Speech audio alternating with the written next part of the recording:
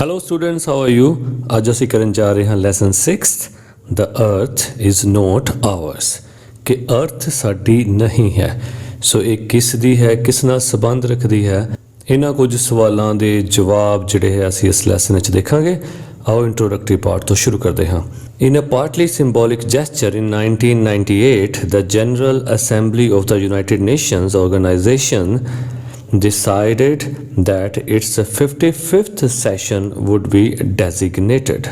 ਸਨ 1998 ਵਿੱਚ ਅੰਸ਼ਿਕ ਰੂਪ ਨਾਲ ਇਸ ਗੱਲ ਦੀ ਨਿਸ਼ਾਨਦੇਹੀ ਕਰਦੇ ਇਹ ਕਿਹਾ ਗਿਆ ਕਿ UNO ਦੀ general assembly means United nations organisation ਦੀ ਜਨਰਲ ਅਸੈਂਬਲੀ ਨੇ ਫੈਸਲਾ ਕੀਤਾ ਕਿ 55th ਸੈਸ਼ਨ ਜਿਹੜਾ ਹੈ ਇਸ ਅਸੈਂਬਲੀ ਦਾ ਪਦੰਕਿਤ ਕੀਤਾ ਜਾਏਗਾ, ਨਾਮਾਂਕਿਤ ਕੀਤਾ ਜਾਏਗਾ the Millennium Assembly of the United Nations, ਜਿਸ ਦਾ ਨਾਮ ਰੱਖਿਆ ਜਾਏਗਾ the Millennium Assembly of the United nations.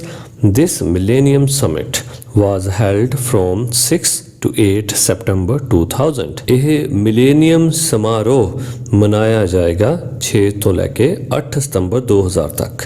The following passage is an extract from the inaugural address given by Kofi Annan. ਕਿ ਅੱਗੇ ਦਿੱਤਾ ਹੋਇਆ ਪੈਰਾ ਕੋਫੀ ਅਨਾਨ ਦੁਆਰਾ ਦਿੱਤੇ ਗਏ ਉਸ ਉਦਘਾਟਨੀ ਲੈਕਚਰ ਦਾ ਇੱਕ ਛੋਟਾ ਜਿਹਾ ਅੰਸ਼ ਹੈ। ਕੋਫੀ ਅਨਾਨ ਕੌਣ ਸਨ? The then Secretary General of the UNO, ਉਸ ਵੇਲੇ ਦੇ UNO ਦੇ Secretary General। ਆਓ ਆਪਾਂ ਲੈਸਨ ਸ਼ੁਰੂ ਕਰਦੇ ਹਾਂ। The millennium might have been no more than an accident of the calendar, ਕਿ ਇਹ ਜੋ 1000 ਸਾਲਾਂ ਵਾਲੀ ਤੇ ਨਾਲੇ ਸ਼ਤਾਬਦੀ ਜਿਹੜੀ ਤੁਸੀਂ ਮਨਾਉਣ ਜਾ ਰਹੇ ਹੋ ਸਨ 2000 ਦੇ ਰੂਪ ਵਿੱਚ, ਇਹ ਹੋ ਸਕਦਾ ਕੈਲੰਡਰ ਦੇ ਇੱਕ ਐਕਸੀਡੈਂਟ, ਘਟਨਾ ਜਾਂ ਦੁਰਘਟਨਾ ਤੋਂ ਜ਼ਿਆਦਾ ਕੁਝ ਵੀ ਨਾ ਹੋਵੇ।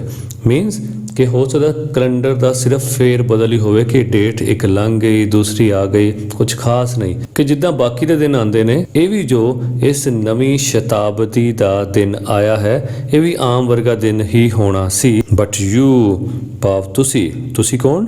The governments and peoples of the world, ਦੁਨੀਆ ਦੀਆਂ ਸਰਕਾਰਾਂ ਅਤੇ ਲੋਕਾਂ ਨੇ have chosen to make it more than that, ਤੁਸੀਂ ਇਸ ਨੂੰ ਚੁਣਿਆ ਹੈ ਇਸ ਤੋਂ ਕੁਝ ਵਧੇਰੇ ਮਨਾਉਣ ਲਈ, ਇਸ ਨੂੰ ਕੁਝ ਵਧੇਰੇ ਅੱਛੇ ਤਰੀਕੇ ਨਾਲ ਸਮਝਣ ਲਈ। An occasion for all humanity to celebrate, ਇੱਕ ਇਹੋ ਜਿਹਾ ਮੌਕਾ ਬਣਾਉਣ ਲਈ ਜਿਹਦੇ ਨਾਲ ਸਾਰੀ ਮਨੁੱਖਤਾ ਇਸ ਨੂੰ ਮਨਾ ਸਕੇ, ਸੈਲੀਬ੍ਰੇਟ ਕਰ ਸਕੇ, and to reflect, ਅਤੇ ਇਸ ਬਾਰੇ ਸੋਚ ਵਿਚਾਰ ਕਰ ਸਕੇ। If one word encapsulates the changes we are living through, ਕਿ ਜੇ ਇੱਕ ਸ਼ਬਦ ਵਿੱਚ ਸਮੁੱਚੇ ਰੂਪ ਵਿੱਚ ਇਹ ਦੱਸਣਾ ਹੋਵੇ ਕਿ ਅਸੀਂ ਕਿਸ ਤਰ੍ਹਾਂ ਦੀ ਲਾਈਫ ਜੀ ਰਹੇ ਹਾਂ, ਕਿਹੋ ਜਿਹੇ ਸਮਾਜ ਵਿੱਚ ਵਿਚਰ ਰਹੇ ਹਾਂ, ਕਿ ਯੁੱਗ ਕਿਹੜਾ ਚੱਲ ਰਿਹਾ ਹੈ, it is globalization, ਤਾਂ ਕਿਹਾ ਜਾਏਗਾ ਕਿ ਇਹ ਗਲੋਬਲਾਈਜੇਸ਼ਨ ਦਾ ਯੁੱਗ ਹੈ, ਭਾਵ ਵਿਸ਼ਵੀਕਰਨ ਦਾ, ਜਿਹਦੇ ਵਿੱਚ ਕਿਹਾ ਜਾਂਦਾ ਕਿ ਪੂਰਾ ਸੰਸਾਰ ਇੱਕ ਛੋਟਾ ਪਿੰਡ ਬਣ ਚੁੱਕਾ ਹੈ। We live in a world that is interconnected as never before, ਅਸੀਂ ਇੱਕ ਇਹੋ ਜਿਹੀ ਦੁਨੀਆ 'ਚ ਰਹਿ ਰਹੇ ਹਾਂ ਜਿਹੜੀ ਕਿ ਅੱਜ ਤੋਂ ਪਹਿਲਾਂ ਕਦੀ ਵੀ ਇੰਨੀ ਇੱਕ ਦੂਜੇ ਨਾਲ ਨਹੀਂ ਜੁੜੀ ਹੋਈ ਸੀ। One in which groups and individuals interact more and more directly across state frontiers, ਇੱਕ ਇਹੋ ਜਿਹੀ ਦੁਨੀਆ ਜਿਹਦੇ ਵਿੱਚ ਕਈ ਤਰ੍ਹਾਂ ਦੇ ਗਰੁੱਪ ਅਤੇ ਵਿਅਕਤੀ ਜ਼ਿਆਦਾ ਤੋਂ ਜ਼ਿਆਦਾ ਇੱਕ ਦੂਜੇ ਦੇ ਨਾਲ ਇੰਟਰੈਕਟ ਕਰ ਰਹੇ ਹਨ, ਇੱਕ ਦੂਜੇ ਨਾਲ ਸਾਂਝ ਪੈਦਾ ਕਰ ਰਹੇ ਹਨ। ਐਕਰੋਸ ਸਟੇਟ ਫਰੰਟੀਅਰਸ, ਸਟੇਟ ਹੁੰਦੇ ਆ ਦੇਸ਼, ਫਰੰਟੀਅਰਸ ਹੋ ਗਏ ਬਾਰਡਰਸ, ਕਿ ਉਹ ਬਾਰਡਰ ਤੋਂ ਐਕਰੋਸ ਇੱਕ ਦੂਜੇ ਨਾਲ ਆਪਣੀਆਂ ਸਾਂਝਾਂ ਪੈਦਾ ਕਰ ਰਹੇ ਹਨ। often without involving the states at all, ਕੋਈ ਵੀ ਸਰਕਾਰ, officials, administrators ਇਹਦੇ ਵਿੱਚ ਇਨਵੋਲਵ ਨਹੀਂ ਹੈ ਕਿ ਲੋਕ ਆਪਣੇ ਆਪ ਹੀ ਇੱਕ ਦੂਜੇ ਨਾਲ ਆਪਣੀਆਂ ਸਾਂਝਾਂ ਪੈਦਾ ਕਰ ਰਹੇ ਹਨ। This has its dangers, ਮੈਂ ਮੰਨਦਾ ਹਾਂ ਕਿ ਇਹਦੇ ਵੀ ਆਪਣੇ ਖਤਰੇ ਹਨ। ਆਫ ਕੋਰਸ, ਯਕੀਨਨ, crime, narcotics, terrorism, disease, weapons, ਕਿ ਜਿਸ ਤਰ੍ਹਾਂ ਅਪਰਾਧ, ਨਸ਼ੀਲੇ ਪਦਾਰਥ, ਆਤੰਕਵਾਦ, ਰੋਗ, ਹਥਿਆਰ, all these move back and forth faster, ਸੋ ਇਹ ਸਾਰੀਆਂ ਚੀਜ਼ਾਂ ਅੱਗੇ ਨਾਲੋਂ ਜ਼ਿਆਦਾ ਸਪੀਡ ਦੇ ਵਿੱਚ ਅੱਗੇ ਤੇ ਪਿੱਛੇ ਲੈ ਕੇ ਜਾਈਆਂ ਜਾ ਸਕਦੀਆਂ ਹਨ, ਐਂਡ ਇਨ ਗ੍ਰੇਟਰ ਨੰਬਰਸ, ਅਤੇ ਵੱਧ ਮਾਤਰਾ ਦੇ ਵਿੱਚ ਵੀ ਇਹ ਚੀਜ਼ਾਂ ਇੱਧਰ ਉੱਧਰ ਸਪਲਾਈ ਹੋ ਰਹੀਆਂ ਹਨ ਦੈਨ ਇਨ ਦ ਪਾਸਟ। ਇਹ ਇੰਨੀਆਂ ਵੱਧ ਹਨ ਕਿ ਭੂਤਕਾਲ ਜਾਂ ਬੀਤੇ ਹੋਏ ਸਮੇਂ ਵਿੱਚ ਵੀ ਇੰਨੀ ਤੇਜ਼ੀ ਨਾਲ ਨਹੀਂ ਫੈਲਦੀਆਂ ਸਨ ਜਿੰਨੀਆਂ ਇਹ ਹੁਣ ਫੈਲਦੀਆਂ ਹਨ।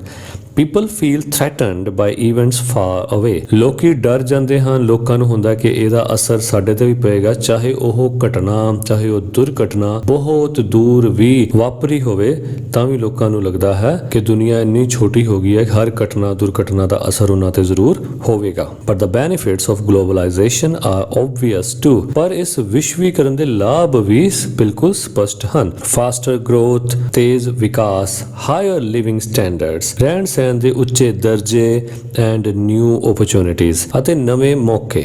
not only for individuals, ਸਿਰਫ ਵਿਅਕਤੀਆਂ ਵਾਸਤੇ ਨਹੀਂ, but also for better understanding between nations, ਬਲਕਿ ਸਾਰੇ ਦੇਸ਼ਾਂ ਦੇ ਵਿਚਕਾਰ ਇੱਕ ਵਧੀਆ ਸਮਝ ਬੂਝ ਵੀ ਵਿਕਸਿਤ ਹੁੰਦੀ ਹੈ, and for common action, ਅਤੇ ਇੱਕ ਸਾਂਝੇ ਐਕਸ਼ਨ ਲਈ ਵੀ ਇਹ ਵਧੀਆ ਹੈ।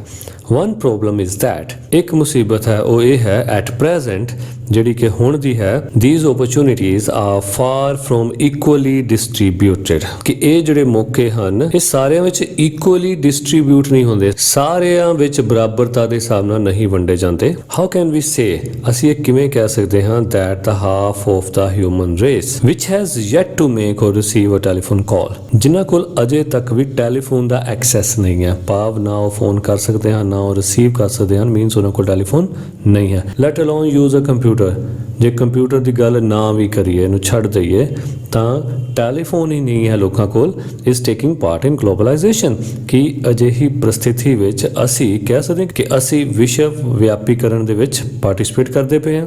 we cannot, ਅਸੀਂ ਨਹੀਂ ਕਹਿ ਸਕਦੇ without insulting their poverty, ਬਿਨਾਂ ਉਹਨਾਂ ਦੀ ਗਰੀਬੀ ਦਾ ਮਜ਼ਾਕ ਉਡਾਏ। ਮੀਨਸ ਜੇ ਅਸੀਂ ਕਹਿੰਦੇ ਹਾਂ ਕਿ ਅਸੀਂ ਵਿਸ਼ਵ ਵਿਆਪੀਕਰਨ ਵੱਲ ਅੱਗੇ ਵਧ ਰਹੇ ਹਾਂ, ਤੇ ਇਹ ਉਹਨਾਂ ਦੀ ਗਰੀਬੀ ਦਾ ਮਜ਼ਾਕ ਹੈ ਜਿਨ੍ਹਾਂ ਕੋਲ ਅਜੇ ਟੈਲੀਫੋਨ ਵਰਗੀ ਆਮ ਸੁਵਿਧਾ ਵੀ ਨਹੀਂ ਹੈ। The overarching challenge of our times, ਜੋ ਸਾਰਿਆਂ ਨਾਲੋਂ ਵੱਡੀ ਸਮੱਸਿਆ ਹੈ ਸਾਡੇ ਸਮੇਂ ਦੀ, is to make globalisation mean more than bigger markets, ਕਿ ਹੁਣ ਗਲੋਬਲਾਈਜੇਸ਼ਨ ਦਾ ਮਤਲਬ ਸਿਰਫ ਇਹੀ ਬਣਿਆ ਹੋਇਆ ਕਿ ਦੁਨੀਆ ਇੱਕ ਬਹੁਤ ਵੱਡੀ ਮੰਡੀ ਦੇ ਤੌਰ ਤੇ ਸਾਹਮਣੇ ਆਈ ਹੈ, ਪਰ ਗਲੋਬਲਾਈਜੇਸ਼ਨ ਨੂੰ ਅਸੀਂ ਇਸ ਤੋਂ ਵੀ ਅੱਗੇ ਲੈ ਕੇ ਜਾਣਾ ਕਿ ਇਸ ਦੀ ਪਛਾਣ ਇਹ ਨਾ ਹੋਵੇ ਕਿ ਗਲੋਬਲਾਈਜੇਸ਼ਨ ਦਾ ਮਤਲਬ ਹੈ ਕਿ ਦੁਨੀਆ ਹੁਣ ਇੱਕ ਸਾਂਝੀ ਵੱਡੀ ਮੰਡੀ ਬਣ ਗਈ ਹੈ। To make a success of this great upheaval means event, ਕਿ ਇਸ ਮਹਾਨ ਇਵੈਂਟ ਦੀ ਕਾਮਯਾਬੀ ਲਈ ਵੀ ਮਸਟ ਲਰਨ, ਸਾਨੂੰ ਇਹ ਸਿੱਖਣਾ ਚਾਹੀਦਾ ਹੈ, ਹਾਊ ਟੂ ਗਵਰਨ ਬੈਟਰ, ਕਿ ਸਾਨੂੰ ਸਾਰੇ ਦੇਸ਼ਾਂ ਨੂੰ, ਸਾਰੀਆਂ ਸਰਕਾਰਾਂ ਨੂੰ ਕਿਸ ਤਰ੍ਹਾਂ ਵਧੀਆ ਚੱਲਣਾ ਚਾਹੀਦਾ ਹੈ।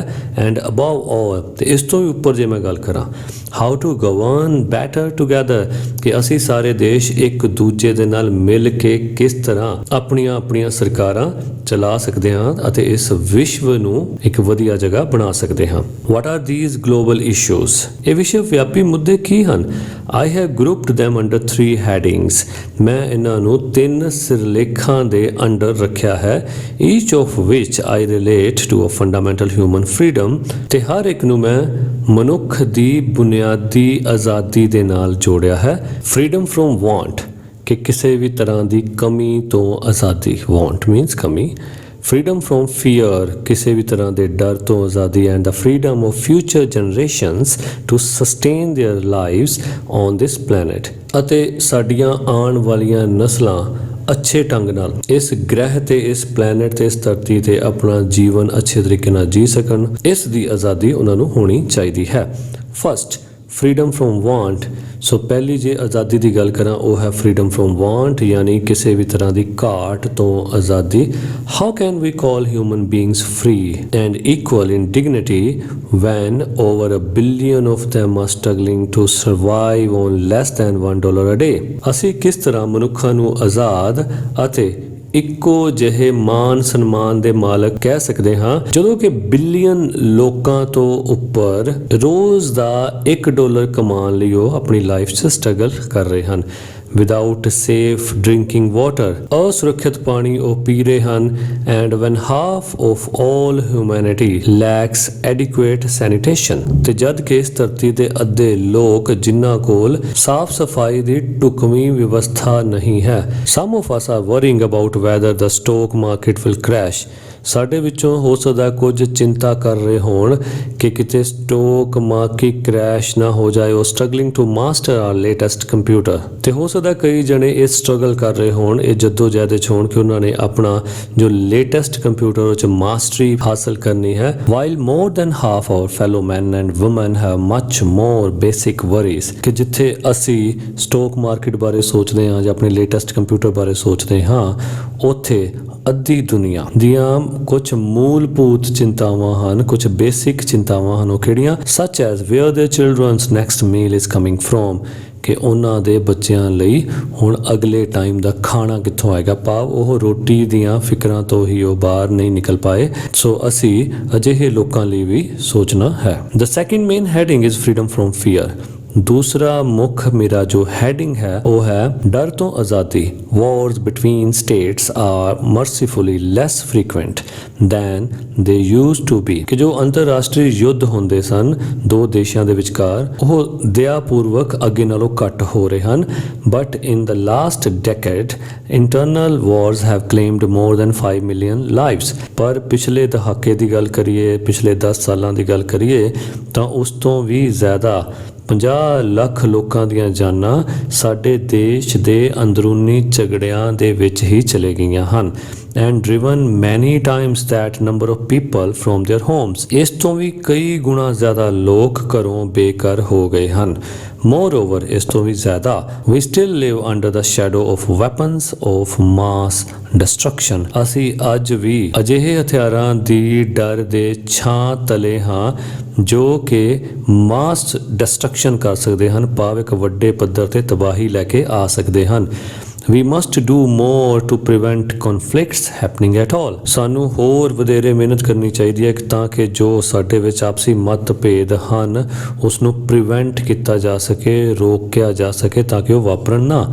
Most conflicts happen in poor countries। ਗਰੀਬ ਦੇਸ਼ਾਂ ਦੇ ਵਿੱਚ ਜ਼ਿਆਦਾ ਮਤਭੇਦ ਵਾਪਰਦੇ ਹਨ, especially those, ਖਾਸ ਕਰਕੇ ਉਹਨਾਂ ਦੇਸ਼ਾਂ ਵਿੱਚ which are badly governed, ਜਿਨ੍ਹਾਂ ਉੱਤੇ ਬੁਰੀ ਤਰ੍ਹਾਂ ਸ਼ਾਸਨ ਕੀਤਾ ਜਾ ਰਿਹਾ ਹੈ, ਭਾਵ ਉਹਨਾਂ ਦੀਆਂ ਗਵਰਨਮੈਂਟ ਉਹਨਾਂ ਉੱਤੇ ਠੀਕ ਤਰ੍ਹਾਂ ਸ਼ਾਸਨ ਨਹੀਂ ਕਰ ਰਹੀਆਂ। where power and wealth are very unfairly distributed between ethnic or religious groups। ਉਸ ਜਗ੍ਹਾ ਤੇ ਵੀ ਕਾਫੀ ਮਤਭੇਦ ਹੁੰਦੇ ਹਨ ਜਿੱਥੇ ਸ਼ਕਤੀ ਅਤੇ ਪੈਸਾ ਉਹਨਾਂ ਖਾਸ ਜ਼ਾਤਾਂ ਵਿੱਚ, ਖਾਸ ਕਿਸਮ ਦੇ ਧਾਰਮਿਕ ਗਰੁੱਪ ਦੇ ਲੋਕਾਂ ਕੋਲ ਹੁੰਦੇ ਹਨ। ਉਸ ਜਗ੍ਹਾ ਤੇ ਵੀ ਮਤਭੇਦ ਕਾਫੀ ਵੱਧਦੇ ਹਨ। ਸੋ the best way to prevent conflict is to promote political arrangements in which all groups are fairly represented। ਸੋ ਇਹਨਾਂ ਮਤਭੇਦਾਂ ਨੂੰ ਰੋਕਣ ਦਾ ਸਭ ਤੋਂ ਵਧੀਆ ਤਰੀਕਾ ਇਹ ਹੈ ਕਿ ਅਸੀਂ ਕੁਝ ਰਾਜਨੀਤਿਕ ਵਿਵਸਥਾਵਾਂ ਕਰੀਏ ਜਿਹਦੇ ਵਿੱਚ ਸਾਰੇ ਗਰੁੱਪਾਂ ਨੂੰ ਸਹੀ ਤਰੀਕੇ ਨਾਲ ਰੀਪ੍ਰੈਜ਼ੈਂਟ ਕੀਤਾ ਜਾਵੇ, ਕੰਬਾਈਨਡ ਵਿਦ ਹਿਊਮਨ ਰਾਈਟਸ। ਤੇ ਉਹ ਸਾਡੇ ਪੋਲੀਟੀਕਲ ਅਰੇਂਜਮੈਂਟਸ ਜਿਹੜੇ ਹਨ ਉਹ ਮਨੁੱਖੀ ਅਧਿਕਾਰਾਂ ਦੇ ਨਾਲ ਜੁੜੇ ਹੋਣ, ਮਾਈਨੋਰਿਟੀ ਰਾਈਟਸ ਤੇ ਘੱਟ ਗਿਣਤੀਆਂ ਦੇ ਅਧਿਕਾਰਾਂ ਨਾਲ ਜੁੜੇ ਹੋਣ, and broad based economic development. ਤੇ ਇੱਕ ਖੁੱਲੇ ਆਰਥਿਕ ਵਿਕਾਸ ਉੱਤੇ ਸਾਡੇ ਉਹ ਪੋਲੀਟੀਕਲ ਅਰੇਂਜਮੈਂਟਸ ਜਿਹੜੇ ਹਨ ਬੇਸ ਹੋਣੇ ਚਾਹੀਦੇ ਹਨ। The third fundamental freedom is one that is not clearly identified in the United Nations Charter। ਤੀਜੀ ਮੌਲਿਕ ਆਜ਼ਾਦੀ ਉਹ ਹੈ ਜੋ ਕਿ ਯੂਨਾਈਟਿਡ ਨੇਸ਼ਨਸ ਦੇ ਚਾਰਟਰ ਦੇ ਵਿੱਚ ਸਪਸ਼ਟ ਰੂਪ ਨਾਲ ਸਾਹਮਣੇ ਨਹੀਂ ਆਉਂਦੀ। because in 1945 our founders could scarcely imagine that it would never be threatened। ਕਿਉਂਕਿ 1945 ਵਿੱਚ ਸਾਡੇ ਫਾਊਂਡਰਸ, ਭਾਵ ਸਾਡੇ ਸੰਸਥਾਪਕਾਂ ਨੂੰ ਲੱਗਦਾ ਸੀ ਜਾਂ ਉਹਨਾਂ ਦੀ ਸੋਚ ਸ਼ਕਤੀ ਦੇ ਵਿੱਚ ਇੱਕ ਘਾਟ ਸੀ ਕਿ ਇਹ ਵਾਲਾ ਖਤਰਾ ਵੀ ਉਹਨਾਂ ਨੂੰ ਆ ਸਕਦਾ ਹੈ। I mean, ਮੇਰਾ ਮਤਲਬ ਹੈ the freedom of future generations to sustain their lives on the planet। ਕਿ ਆਉਣ ਵਾਲੀਆਂ ਨਸਲਾਂ ਨੂੰ ਇੱਕ ਅੱਛੀ ਧਰਤੀ ਤੇ ਇੱਕ ਅੱਛੇ ਪਲੈਨਟ ਉੱਤੇ ਜੀਣ ਦੀ ਆਜ਼ਾਦੀ ਹੋਣੀ ਚਾਹੀਦੀ ਹੈ। Even now, ਹੁਣ ਵੀ many of us have not understood how seriously that freedom is threatened। ਅਜੇ ਵੀ ਸਾਡੇ ਵਿੱਚੋਂ ਕਈਆਂ ਨੂੰ ਇਹ ਨਹੀਂ ਸਮਝ ਆਈ ਹੋਏਗੀ ਕਿ ਇਹ ਆਜ਼ਾਦੀ ਕਿਸ ਤਰ੍ਹਾਂ ਖਤਰੇ ਵਿੱਚ ਹੈ। If I could sum it up in one sentence, ਜੇ ਮੈਂ ਇਸ ਨੂੰ ਇੱਕ ਸੈਂਟੈਂਸ ਦੇ ਵਿੱਚ ਸੰਖੇਪ ਕਰਾਂ, I should say we are plundering our children's heritage। ਤਾਂ ਮੈਨੂੰ ਕਹਿਣਾ ਚਾਹੀਦਾ ਕਿ ਅਸੀਂ ਲੁੱਟ ਰਹੇ ਹਾਂ ਆਪਣੇ ਬੱਚਿਆਂ ਦਾ ਹੈਰੀਟੇਜ, ਬੱਚਿਆਂ ਦੀ ਸੰਸਕ੍ਰਿਤੀ, ਬੱਚਿਆਂ ਦਾ ਵਿਰਸਾ ਜੋ ਕਿ ਅਸੀਂ ਉਹਨਾਂ ਨੂੰ ਅੱਗੇ ਦੇ ਕੇ ਜਾਣਾ ਹੈ। ਅਸੀਂ ਉਹਦੇ ਉੱਤੇ ਲੁੱਟ ਮਚਾਈ ਹੋਈ ਆ, ਉਸ ਨੂੰ ਲੁੱਟ ਰਹੇ ਹਾਂ, ਭਾਵ ਧਿਆਨ ਨਾਲ ਖਰਚ ਨਹੀਂ ਕਰ ਰਹੇ। To pay for our present unsustainable practices ਹੁੰਦੀਆਂ ਜੋ ਅਸੀਂ ਕੰਮ ਕਰ ਰਹੇ ਹਾਂ, ਜੋ ਰੀਤੀਆਂ ਅਸੀਂ ਬਣਾਈਆਂ ਹੋਈਆਂ ਹਨ ਕਿ ਇਹੀ ਕੰਮ ਕਰੀ ਜਾਣਾ ਹੈ, ਅਨਸਸਟੇਨੇਬਲ ਕਿ ਜੋ ਸਥਾਈ ਨਹੀਂ ਹਨ, ਸਦਾ ਚਿਰ ਰਹਿਣ ਵਾਲੀਆਂ ਨਹੀਂ ਹਨ, ਭਾਵ ਉਹਨਾਂ ਨੂੰ ਅਸੀਂ ਸੰਭਾਲ ਕੇ ਖਰਚ ਨਹੀਂ ਕਰ ਰਹੇ, ਅਸੀਂ ਪੋਲਿਊਸ਼ਨ ਨੂੰ ਰੱਜ ਕੇ ਕਰ ਰਹੇ ਹਾਂ। ਜੋ ਪ੍ਰਕਿਰਤੀ ਦੀਆਂ ਚੀਜ਼ਾਂ ਖਤਮ ਹੋ ਰਹੀਆਂ ਹਨ ਉਸ ਨੂੰ ਧਿਆਨ ਦੇ ਨਾਲ, ਜ਼ਿੰਮੇਵਾਰੀ ਦੇ ਨਾਲ ਨਹੀਂ ਖਰਚ ਕਰ ਰਹੇ, ਉਹਨਾਂ ਦੀ ਸੰਭਾਲ ਨਹੀਂ ਕਰ ਰਹੇ। ਅਸੀਂ ਆਉਣ ਵਾਲੀਆਂ ਪੀੜ੍ਹੀਆਂ ਦੇ ਇਸ ਵਿਰਸੇ ਨੂੰ ਪੂਰੀ ਤਰ੍ਹਾਂ ਪਲੰਡਰ ਕਰ ਰਹੇ ਹਾਂ, ਲੁੱਟ ਰਹੇ ਹਾਂ। We must preserve our forests. ਸਾਨੂੰ ਆਪਣੇ ਜੰਗਲਾਂ ਦੀ ਸੰਭਾਲ ਜ਼ਰੂਰ ਕਰਨੀ ਚਾਹੀਦੀ ਹੈ। ਫਿਸ਼ਰੀਜ਼ ਜੋ ਸਮੁੰਦਰ ਦੀ ਜ਼ਿੰਦਗੀ ਹੈ, ਮਰੀਨ ਲਾਈਫ ਹੈ, ਉਸ ਨੂੰ ਵੀ ਸਾਨੂੰ ਪ੍ਰੀਜ਼ਰਵ ਕਰਨਾ ਚਾਹੀਦਾ, ਸੰਭਾਲ ਕੇ ਰੱਖਣਾ ਚਾਹੀਦਾ ਹੈ। ਐਂਡ ਦਾ ਡਾਇਵਰਸਿਟੀ ਹੁੰਦੀ ਹੈ ਵਿਭਿੰਨਤਾ, ਅਲੱਗ-ਅਲੱਗ ਤਰ੍ਹਾਂ ਦੇ, ਡਾਇਵਰਸਿਟੀ ਆਫ ਲਿਵਿੰਗ ਸਪੀਸ਼ੀਜ਼ ਕਿ ਦੁਨੀਆ ਵਿੱਚ ਰਹਿੰਦੇ ਅਲੱਗ-ਅਲੱਗ ਤਰ੍ਹਾਂ ਦੇ ਜੀਵ ਜੰਤੂਆਂ ਦੀ, ਲਿਵਿੰਗ ਬੀਇੰਗਸ ਦੀ ਜੋ ਡਾਇਵਰਸਿਟੀ ਹੈ, ਅਲੱਗ-ਅਲੱਗ ਜਾਤੀਆਂ ਪ੍ਰਜਾਤੀਆਂ ਹਨ, ਉਹਨਾਂ ਦੀ ਸਾਨੂੰ ਸੰਭਾਲ ਕਰਨੀ ਚਾਹੀਦੀ ਹੈ। All of which are close to collapsing under the pressure of human consumption and destruction, ਜੋ ਕਿ ਮਨੁੱਖਾਂ ਦੁਆਰਾ ਖਪਤ ਕੀਤੇ ਜਾਣ ਅਤੇ ਮਨੁੱਖਾਂ ਦੁਆਰਾ ਨਸ਼ਟ ਕੀਤੇ ਜਾਣ ਕਰਕੇ ਖਤਮ ਹੋਣ ਦੀ ਕਗਾਰ ਤੇ ਹਨ। ਸਾਨੂੰ ਉਹਨਾਂ ਦੀ ਸੰਭਾਲ ਕਰਨੀ ਚਾਹੀਦੀ ਹੈ। ਇਨ ਸ਼ੋਰਟ, ਸੰਖੇਪ ਵਿੱਚ, we need a new ethic of stewardship. ਸਟੀਵਰਡ ਹੁੰਦੇ ਨੇ ਰਖਵਾਲੇ, ਦੇਖਭਾਲ ਕਰਨ ਵਾਲੇ। ਸਟੀਵਰਡਸ਼ਿਪ ਯਾਨੀ ਦੇਖਭਾਲ ਕਰਨ ਦੀ ਭਾਵਨਾ, ਰੱਖਿਆ ਕਰਨ ਦੀ ਭਾਵਨਾ। ਸੋ ਜੇ ਮੈਂ ਸੰਖੇਪ ਵਿੱਚ ਗੱਲ ਕਰਾਂ ਤਾਂ ਸਾਡੇ ਅੰਦਰ ਇੱਕ ਨੈਤਿਕ ਗੁਣ ਹੋਣਾ ਚਾਹੀਦਾ ਹੈ, ਦੇਖਭਾਲ ਵਾਲਾ। ਮੀਨਸ ਅਸੀਂ ਧਰਤੀ ਦੇ ਰਖਵਾਲੇ ਬਣੀਏ, ਦੇਖਭਾਲ ਕਰਨ ਵਾਲੇ ਬਣੀਏ, ਓਨਰ ਨਹੀਂ, ਮਾਲਕ ਨਹੀਂ। ਮੀਨਸ ਸਾਡੇ ਦਿਮਾਗ ਵਿੱਚ ਇਹ ਹੋਣਾ ਚਾਹੀਦਾ ਹੈ ਕਿ ਧਰਤੀ ਸਾਡੀ ਨਹੀਂ ਹੈ, ਇਹ ਧਰਤੀ ਸਾਡੇ ਆਉਣ ਵਾਲੀ ਪੀੜ੍ਹੀ ਦੀ ਹੈ, ਆਉਣ ਵਾਲੀ ਜਨਰੇਸ਼ਨਸ ਦੀ ਹੈ, ਜਿਹਨੂੰ ਅਸੀਂ ਬਹੁਤ ਸੋਹਣੀ ਬਣਾ ਕੇ ਅਸੀਂ ਆਪਣੇ ਬੱਚਿਆਂ ਨੂੰ ਸੌਂਪ ਕੇ ਜਾਣਾ ਹੈ। We need a much better informed public. ਸੋ ਸਾਨੂੰ ਅਜਿਹੀ ਜਨਤਾ ਚਾਹੀਦੀ ਹੈ, ਪਬਲਿਕ ਚਾਹੀਦੀ ਹੈ, ਜੋ ਕਿ ਇਸ ਬਾਰੇ ਬਹੁਤ ਅੱਛੇ ਤਰੀਕੇ ਨਾਲ ਇਨਫੋਰਮਡ ਹੋਵੇ, ਜਿਹਦੇ ਕੋਲ ਬਹੁਤ ਅੱਛੇ ਤਰੀਕੇ ਨਾਲ ਇਸ ਦੀ ਸੂਚਨਾ ਹੋਵੇ। And we need to take environmental costs and benefits fully into account in our economic policy decisions. ਅਤੇ ਸਾਨੂੰ ਆਪਣੀਆਂ ਆਰਥਿਕ ਨੀਤੀਆਂ ਦੇ ਫੈਸਲਿਆਂ ਦੇ ਵਿੱਚ ਵਾਤਾਵਰਣ ਤੇ ਹੋਣ ਵਾਲੇ ਖਰਚੇ ਅਤੇ ਉਸ ਤੋਂ ਹੋਣ ਵਾਲੇ ਲਾਭਾਂ ਨੂੰ ਸ਼ਾਮਲ ਕਰਨਾ ਚਾਹੀਦਾ ਹੈ। We need regulations and incentives.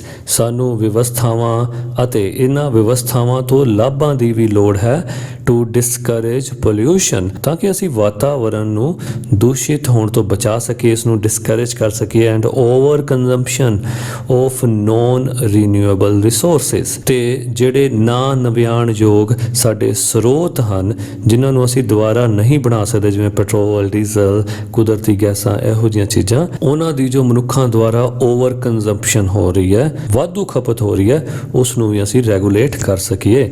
And to encourage environment friendly practices, ਤੇ ਸਾਨੂੰ ਜ਼ਰੂਰਤ ਹੈ ਕਿ ਅਸੀਂ ਐਨਕਰੇਜ ਕਰੀਏ ਵਾਤਾਵਰਣ ਮੈਤ੍ਰਿਕ ਪ੍ਰਚਲਨ ਦੀ, ਭਾਵ ਲੋਕਾਂ ਵਿੱਚ ਇਹੋ ਜਿਹੇ ਪ੍ਰਚਲਨ ਹੋਣ ਜਿਹਦੇ ਨਾਲ ਉਹ ਐਂਟੀ এনवायरमेंट ਗਤੀਵਿਧੀਆਂ ਨਾ ਕਰ ਸਕਣ, ਬਲਕਿ এনवायरमेंट ਫ੍ਰੈਂਡਲੀ ਗਤੀਵਿਧੀਆਂ ਕਰਨ। And we need more accurate scientific data, ਤੇ ਅਜਿਹੇ ਕੰਮ ਲਈ ਸਾਨੂੰ ਜ਼ਿਆਦਾ ਤੋਂ ਜ਼ਿਆਦਾ ਐਕੂਰੇਟ ਵਿਗਿਆਨਿਕ ਡਾਟਾ ਚਾਹੀਦਾ ਹੈ, ਜੋ ਕਿ ਸਾਨੂੰ ਇਸ ਬਾਰੇ ਸਹੀ ਜਾਣਕਾਰੀ ਦੇ ਸਕੇ। ਅਬਵ ਆਲ, ਇਸ ਤੋਂ ਵੀ ਉੱਪਰ, we need to remember, ਸਾਨੂੰ ਇਹ ਯਾਦ ਰੱਖਣ ਦੀ ਲੋੜ ਹੈ, the old African wisdom, ਜੋ ਕਿ ਇੱਕ ਪੁਰਾਣੀ ਅਫਰੀਕਾ ਦੀ ਕਹਾਵਤ ਹੈ, which I learned, ਜਿਹੜੀ ਕਿ ਮੈਂ ਸਿੱਖੀ as a child ਜਦੋਂ ਮੈਂ ਛੋਟਾ ਸੀ, that the earth is not ours, ਕਿ ਧਰਤੀ ਸਾਡੀ ਨਹੀਂ ਹੈ, it is a treasure, ਇਹ ਇੱਕ ਖਜ਼ਾਨਾ ਹੈ, we hold, ਜਿਹੜਾ ਅਸੀਂ ਆਪਣੇ ਕੋਲ ਰੱਖਦੇ ਹਾਂ, in trust for our descendants, ਕਿ ਆਪਣੀਆਂ ਆਉਣ ਵਾਲੀਆਂ ਪੀੜ੍ਹੀਆਂ ਲਈ ਅਸੀਂ ਇਸ ਖਜ਼ਾਨੇ ਦੇ ਰਖਵਾਲੇ ਹਾਂ, ਟਰਸਟੀ ਹਾਂ, ਜਿਨ੍ਹਾਂ ਨੇ ਇਹ ਖਜ਼ਾਨਾ ਆਪਣੀ ਆਉਣ ਵਾਲੀ ਪੀੜ੍ਹੀ, ਆਪਣੇ ਉੱਤਰਾਧਿਕਾਰੀਆਂ ਨੂੰ ਦੇ ਕੇ ਜਾਣਾ ਹੈ।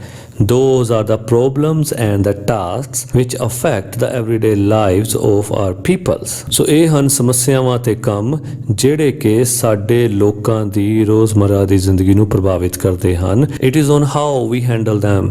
ਇਹ ਸਾਡੇ ਉੱਤੇ ਹੈ ਕਿ ਅਸੀਂ ਇਸ ਨੂੰ ਕਿਸ ਤਰ੍ਹਾਂ ਹੈਂਡਲ ਕਰਦੇ ਹਾਂ that the utility of the United Nations will be judged ਕਿ ਜਿਹਦੇ ਨਾਲ ਯੂਨਾਈਟਿਡ ਨੇਸ਼ਨਸ ਦੀ ਯੂਟਿਲਿਟੀ ਭਾਵ ਪ੍ਰਯੋਗਿਕਤਾ ਸਕਾਰਥ ਹੋ ਸਕੇ, ਭਾਵ ਇਹ ਸਮਝ ਆਵੇ ਕਿ ਯੂਨਾਈਟਿਡ ਨੇਸ਼ਨਸ ਦਾ ਇਹ ਫਾਇਦਾ ਹੋਇਆ, ਲੋਕੀ ਇਹ ਜੱਜ ਕਰਨ ਕਿ ਯੂਨਾਈਟਿਡ ਨੇਸ਼ਨਸ ਕਰਕੇ ਹੁਣ ਸਾਰੀ ਦੁਨੀਆ ਦੇ ਵਿੱਚ ਇਸ ਚੀਜ਼ ਨੂੰ ਸਮਝਿਆ ਜਾ ਰਿਹਾ ਹੈ ਕਿ ਆਮ ਲੋਕਾਂ ਦੀਆਂ ਜੋ ਇਹ 3 ਆਜ਼ਾਦੀਆਂ ਹਨ ਉਹਦੇ ਉੱਤੇ ਇਹ ਕੰਮ ਹੋ ਰਿਹਾ ਹੈ। If we lose sight of that point, ਤੇ ਜੇ ਅਸੀਂ ਇਹਨਾਂ ਮੁੱਦਿਆਂ ਤੇ ਆਪਣੀ ਦ੍ਰਿਸ਼ਟੀ ਨਾ ਮਾਰੀ, the United Nations will have little or no role to play in the 21st century, ਤਾਂ ਯੂਨਾਈਟਿਡ ਨੇਸ਼ਨਸ ਦਾ ਰੋਲ 21ਵੀਂ ਸਦੀ ਵਿੱਚ ਨਾਮਾਤਰ ਜਾਂ ਜ਼ੀਰੋ ਰਹਿ ਜਾਏਗਾ। Let us never forget, ਆਓ ਅਸੀਂ ਇਹ ਕਦੇ ਵੀ ਨਾ ਭੁੱਲੀਏ that our organization was founded in the name of we the peoples, ਕਿ ਸਾਡੀ ਇਹ ਸੰਸਥਾ ਇਸ ਸਿਧਾਂਤ ਉੱਤੇ ਖੜੀ ਹੈ। ਉਹ ਸਿਧਾਂਤ ਕਿਹੜਾ? ਹਮ ਲੋਗ,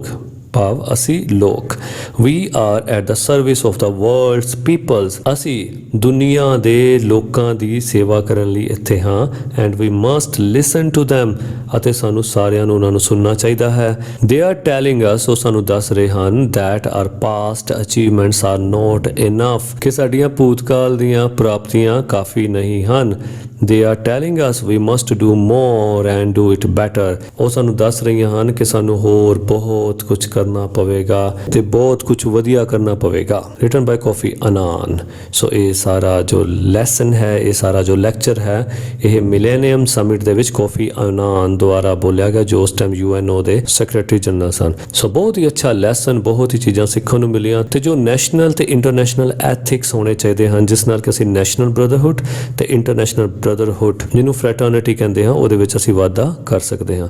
ਥੈਂਕ ਯੂ ਸੋ ਮਚ। ਮਿਲਦੇ ਹਾਂ ਅਗਲੇ ਲੈਸਨ ਵਿੱਚ।